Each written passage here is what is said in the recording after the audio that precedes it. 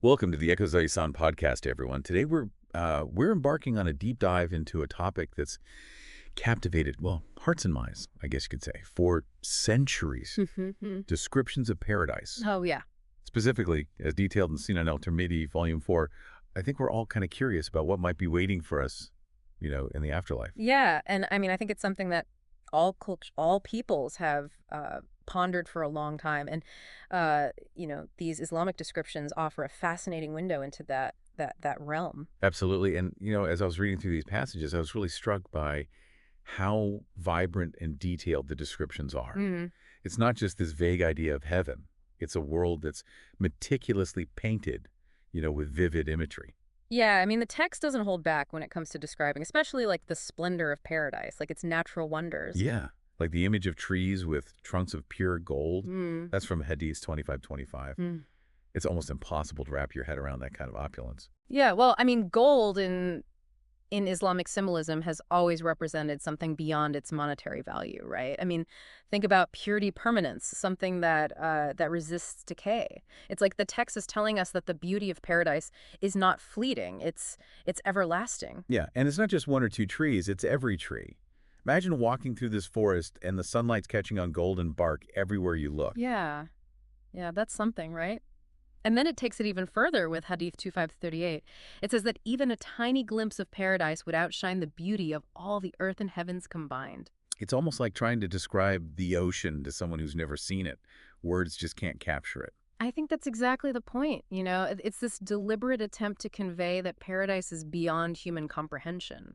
Yeah. Its beauty so profound, so perfect that it transcends anything we can experience, I think, in this earthly realm. It makes you wonder, if even a glimpse is that incredible, what must it be like to actually be there? And this brings us to another fascinating aspect of paradise, that sense of unity and community that kind of pervades it.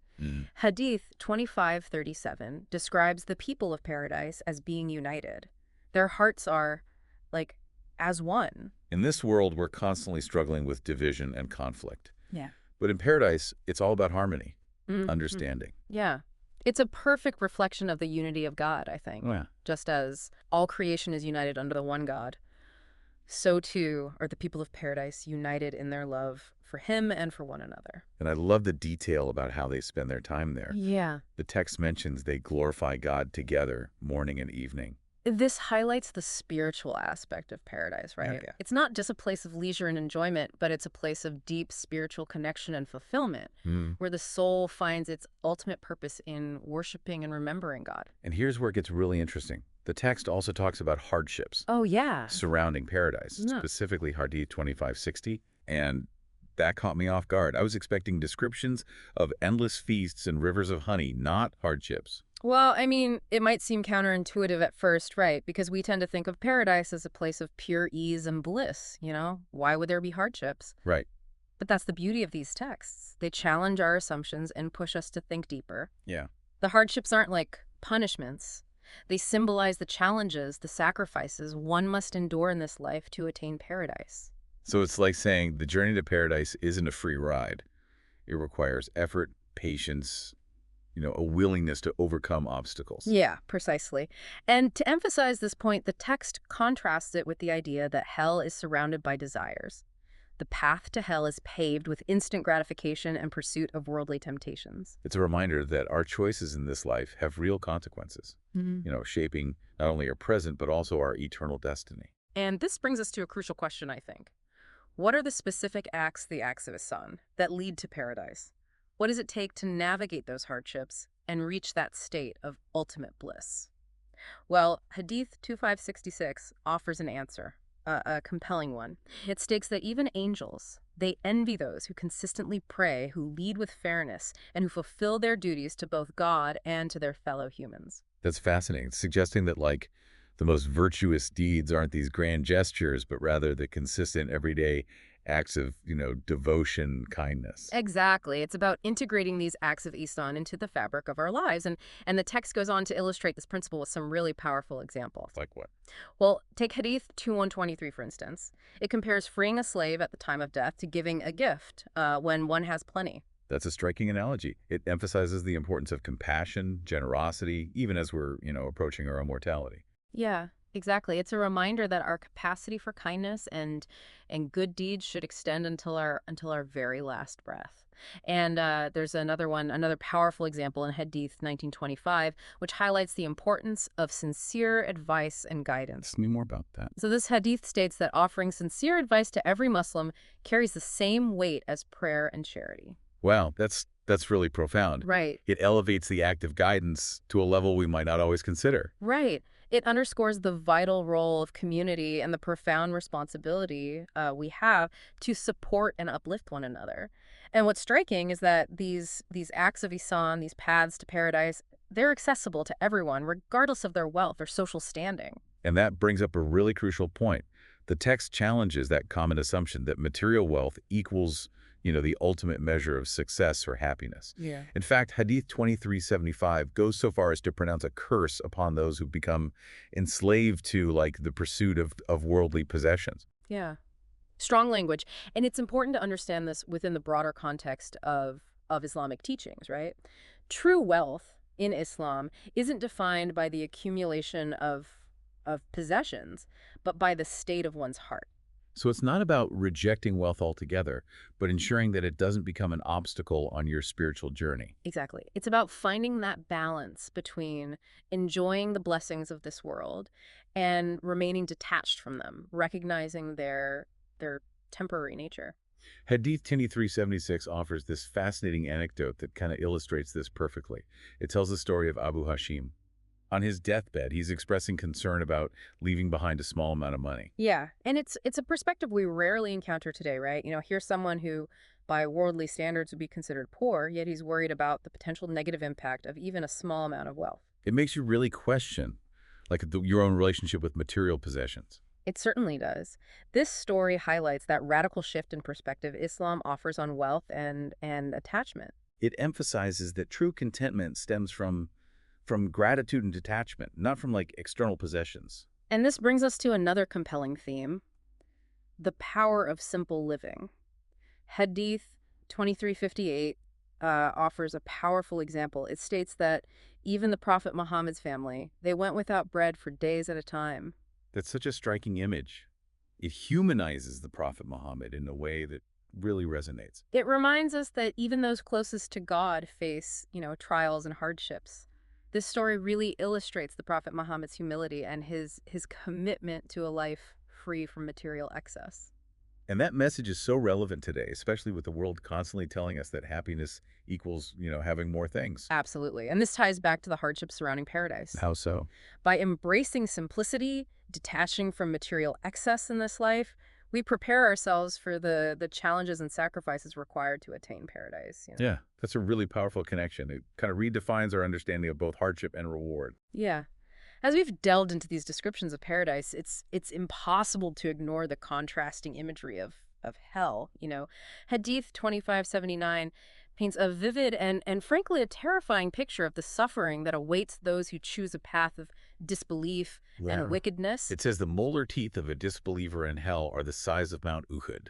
It's an image that evokes, like, a visceral sense of dread. What's the significance of this kind of imagery? I mean, these descriptions are undoubtedly meant to inspire awe and fear, reminding us of the gravity of our choices and the consequences of straying from the path of righteousness. And it begs the question, what are the specific actions that would lead someone to this fate?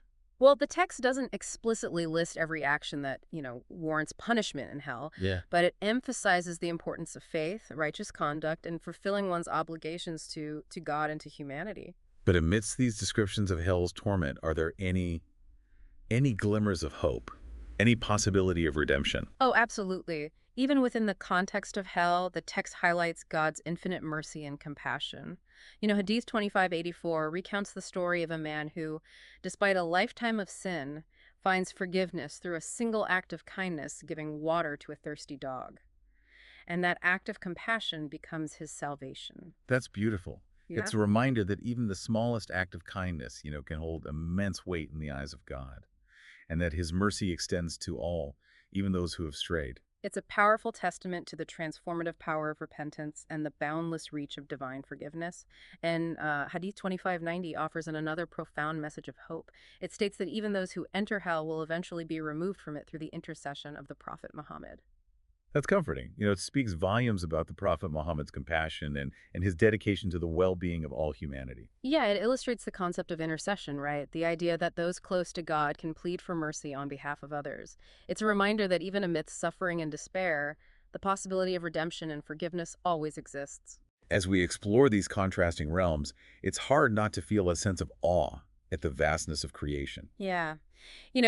These descriptions challenge our limited human perspectives and they push us to contemplate the eternal implications of our actions. One hadith that really struck me was 2592. It describes hell as like a living entity that complains to God about its own torment. It's a striking personification of hell, right? Suggesting that even it is subject to God's will and power. And God responds to hell's complaints by giving it two breaths, one in winter and one in summer. Yeah. The winter breath is described as zamharir, a piercing bitter cold. And the summer breath is semum, a scorching poisonous wind. It really emphasizes the all-encompassing nature of God's power.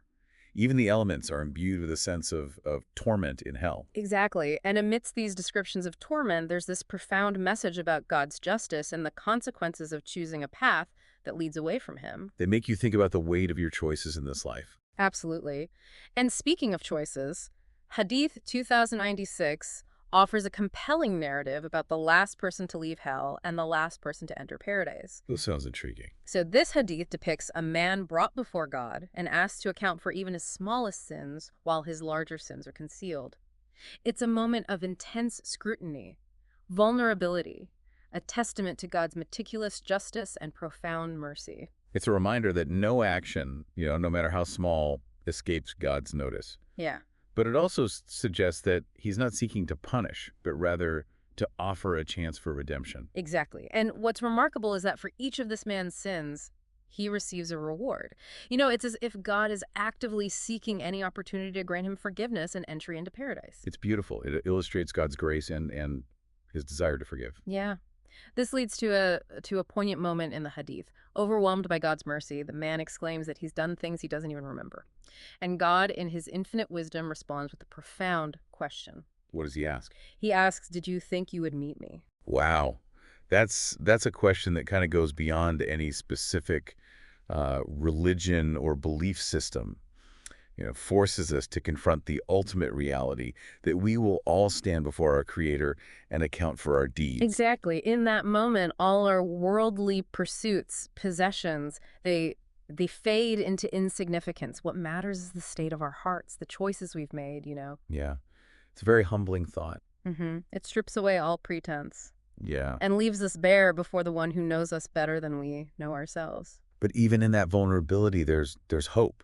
Oh, yeah? It's in that humility that we can really grasp God's mercy and the boundless possibility of redemption. It's a message that offers both solace and inspiration. Yeah. Doesn't matter how far we may stray from the path, there's always a way back to God's light and grace. So as we conclude our deep dive into these descriptions of paradise and hell, we're left with this profound sense of awe and wonder.